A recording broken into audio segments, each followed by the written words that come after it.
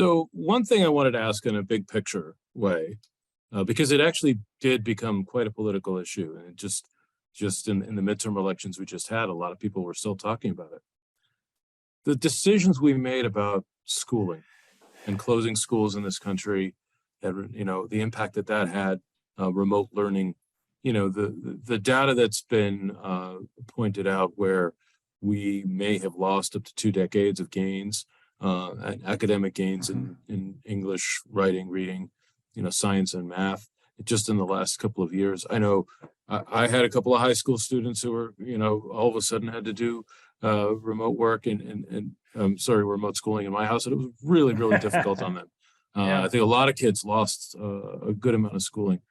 But looking where we are now and looking back on it, how do you think we handle the whole question of should we keep schools open or closed? And could we have done anything differently there or better in your opinion? Because this does have an impact, like for the next pandemic, we're going to have to think about that. Well, take a step back and ask yourself, why were we closing things down? What was the purpose? What was lockdowns all about? I wrote an op-ed piece in the Washington Post in April of 2020, in which I urged that national lockdowns not be put into place, saying that what we were really trying to do was flatten the curve, meaning keeping people from getting infected until we could get them to vaccine.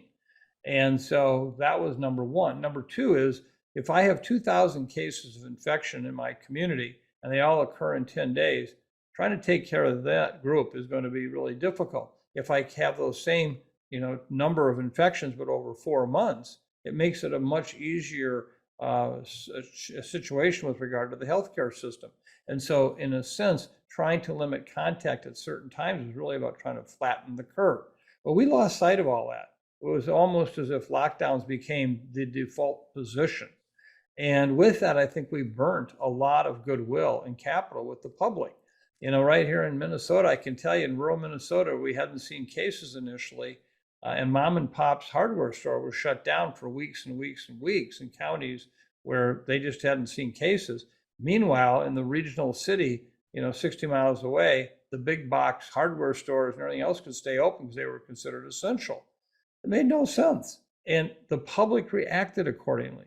So I think that one of the things we have to do is define what are we trying to do. The second thing was schools. The virus ended up acting very differently in kids over time. If you look at the earliest cases, there was not much evidence for severe illness in students.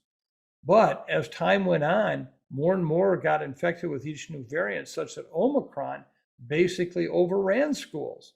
Well, we went from closing them down early to then reacting and saying, we're never going to do that again, to now Omicron coming, where we couldn't field school teachers, support staff. They were all sick.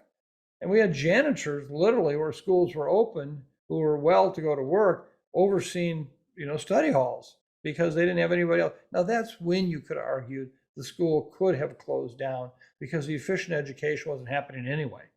And yet at that point, if you said, oh, well, we're going to keep our schools open at any cost, that was not based on the circumstances of the moment.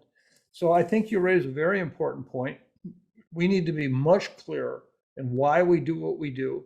We need more evidence that it makes a difference or it doesn't.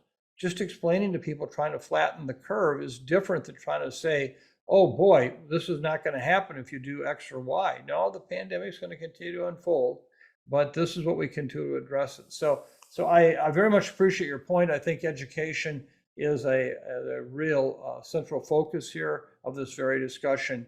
And this is, again, what should be happening right now. We should be doing hot washes on this pandemic to understand what did we learn, what can be applied to the next pandemic.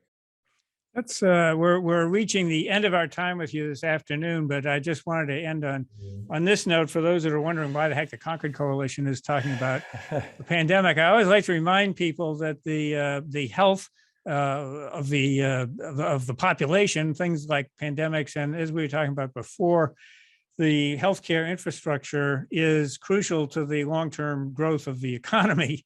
And so, we've seen how not being prepared has had a huge effect on the budget, negative effect on the budget and the economy. So next time around, it might be better to do some investing in the kind of things that we're talking about. And yeah, it's probably going to cost some money, but maybe we can figure out a way to pay for it.